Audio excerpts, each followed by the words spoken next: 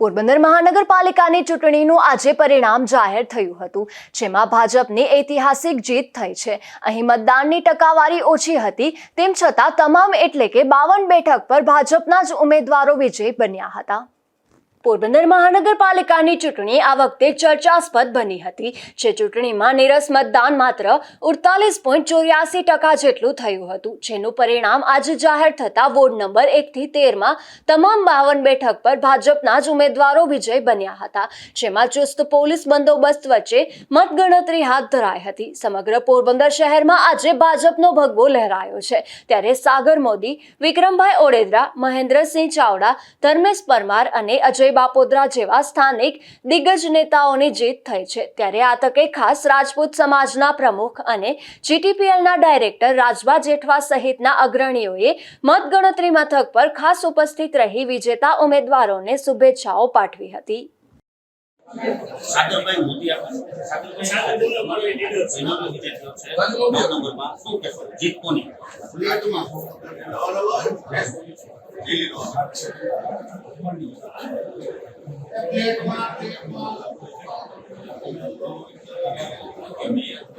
ખાસ કરીને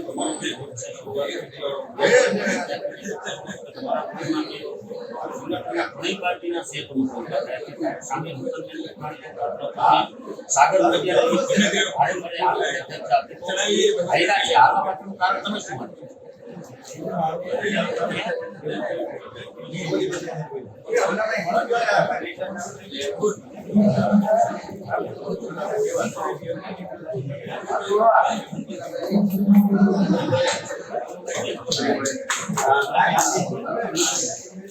તમારી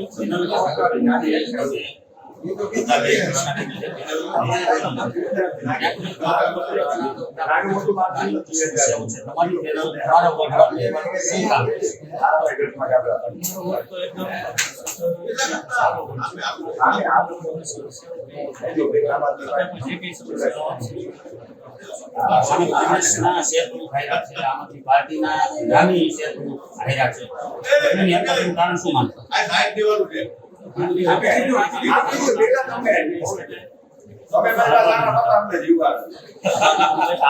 સાગરભાઈ વિક્રમભાઈ વોર્ડ નંબર 9ના ઉમેદવારો વિજય બની છે, ભવિષ્યમાં વોર્ડમાં વિકાસના પણ પૂરતી તેમની ચેનલે ખાતરી આપી છે।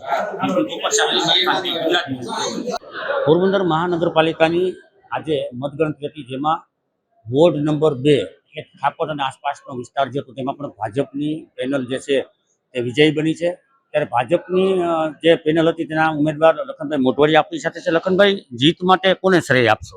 જીત માટે તો મારી મહેનત છે, બાકી અમારા માર્ગદર્શક અર્જુનભાઈ મોટવાડિયા, બાબુલાલ સાહેબ અને રામદેવભાઈ મોટવાડિયા અને ગુજરાતના મુખ્યમંત્રી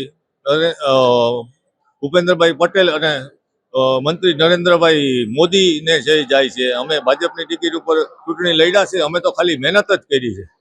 ખાસ કરીને લખનભાઈ, હું પૂછવા માંગીશ કે જે વોર્ડ નંબર 2 છે, જેમાં ખાપર અને આસપાસના રાજીવનગરના જે કેટલાક વિસ્તારો આવેલા છે, આ વિસ્તારમાં વરસાદી પાણીના ભરાવાની સમસ્યા હતી, સમસ્યાને લઈને લોકોમાં ઉગ્ર રોષ પણ જોવા મળી રહ્યો હતો। એક સર્વે મુજબ ભાજપની 2 સીટની ત્યાં હાર થતી હતી, તેમ છતાં ભાજપની જ પેનલ વિજય બની છે। લોકોને એટલી મુશ્કેલી, એટલી પરેશાની, તેમ છતાં પણ ભાજપની પેનલ વિજય બની છે, શું કહેશો? એનું આયોજન અમે કરેલું છે અને આ વખતે પાણી નહીં ભરે એવા પૂરેપૂરા પ્રયાસ કરશું અને લોકોને ઘરે ઘરે જઈને અમને સમજાવ્યા છે કે તકલીફ હતી પણ હવે એવું કંઈ નહીં થાય અને એ લોકોએ અમારી પર વિશ્વાસ મૂક્યો છે અને અમને મત આપ્યા છે। લખનભાઈ, પાણીના ભરવાની સમસ્યા હતી, તે સિવાય હવે તમારી પેનલ જે છે તે વોર્ડમાં બીજા શું શું વિકાસના કામો કરશે?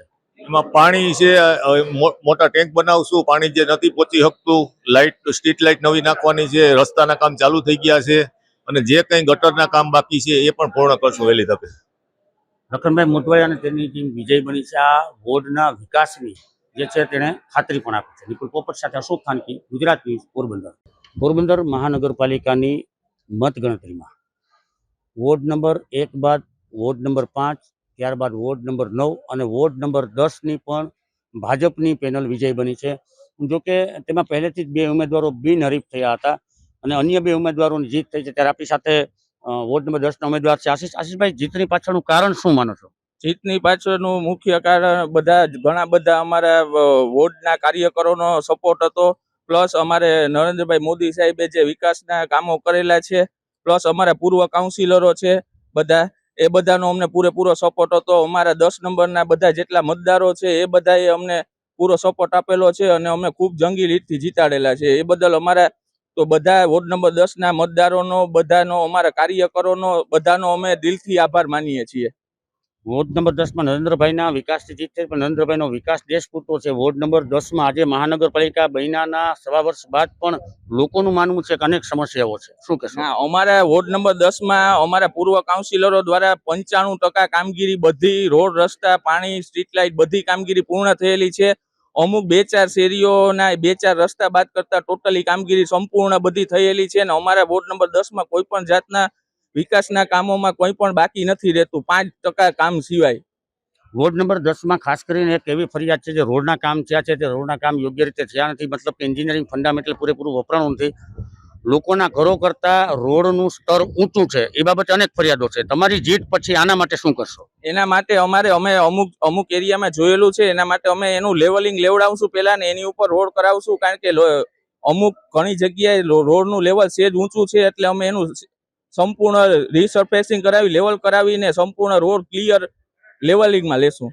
બીજી વોર્ડ નંબર 10માં લોકોની એક એવી પણ ફરિયાદ છે, ઘણા સમયથી વરસાદી પાણીનો ભરાવો છે. તમારી પેનલ જીતી છે, આના માટે શું કરશે? અમારે વધારે પડતું રણ વિસ્તારમાં વરસાદી પાણીનો પ્રશ્ન હતો. એ આ વર્ષે ત્યાં સ્પેશિયલ વોટર સિસ્ટમનું આપણે આખું આયોજન કરેલું છે, અને એમાં અત્યારે સ્પેશિયલ મોટરો મુકાવેલી છે કે જેથી પાણીનું લેવલ વરસાદનો આવે ત્યારે ઊંચું ન આવે અને લેવલ જળવાઈ રહે. એટલે આ વર્ષે એ સમસ્યા પણ આપણે સોલ્વ કરેલી છે. અત્યારથી જ એનું આયોજન કરેલું છે સંપૂર્ણ. આભાર આશીષભાઈ. આ હતા વોર્ડ નંબર 10ના ઉમેદવાર આશીષભાઈ. ત્યારબાદ બીજા ઉમેદવાર છે. તમે શું કહેશો જીત પાછળનું કારણ? કામ કરું રેડી. તમે જીતા છો, જીત બાદ શું કરશો? તમારા વોર્ડમાં કઈ કામગીરી કરશો? અમે રસ્તાનું કામ કરું, કચરાનું કામ કરું, ને તમે જે આ કીધું રણમાં પાણી ભરાઈ જાય એની અમે પ્રયત્ન કરું. પાણી વોર્ડ નંબર 10ના ઉમેદવારો 2 બિનહરીફ થયા હતા. ત્યારબાદ 2 ઉમેદવારો જ મેદાનમાં હતા, જેની પણ જીત થઈ છે. એટલે કે વોર્ડ નંબર 10ની આખી પેનલની જીત થઈ છે. જીત બાદ ખાસ કરીને આ વોર્ડની જે રોડની સમસ્યા છે, રોડના લેવલ જે ઊંચા છે, આ વોર્ડમાં રણ વિસ્તાર સહિતના અનેક વિસ્તારોમાં વરસાદી પાણીનો ભરાવો થાય છે. તેના નિકાલ માટે પણ આ વોર્ડના લોકો આશા રાખી રહ્યા છે. ત્યારે ઉમેદવારોએ પણ આ પ્રકારના કામો સંપૂર્ણપણે કરવા અને સમસ્યાના નિકાલની ખાતરી આપી છે. નિપુલ પોપટ સાથે અશોક થાનકી, ગુજરાત ન્યૂઝ, પોરબંદર. આ માનનીય નરેન્દ્રભાઈ મોદી અને ગુજરાતના દેશમાં માનનીય નરેન્દ્રભાઈ મોદી અને ગુજરાતમાં ભૂપેન્દ્રભાઈ પટેલની સરકાર જે લોકો માટે સતત કામ કરે છે, અને અમે પણ છેલ્લા લગભગ કેટલા વર્ષોથી લોકોની વચ્ચે રહી અને લોકોના કામ કરીએ છીએ. એ તમામ લોકોની જીત છે. જુબેલી બોકીના વિસ્તારના લોકો ઉપરાંત રાત દિવસ જોયા વગર જે કાર્યકર્તાઓ ઈમાનદારીથી પાર્ટી માટે મહેનત કરી છે, આ જીત એમની છે.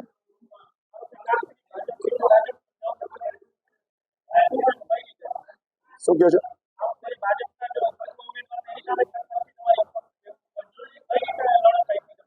મેં તમને બધાને જ્યારે પણ હું મળ્યો ચૂંટણી પ્રચાર દેવા, ત્યારે મેં કીધું હતું કે હું 28 તારીખે કહીશ, અને એમના વિશે હું કઈ કોમેન્ટ કરવા માંગતો નથી.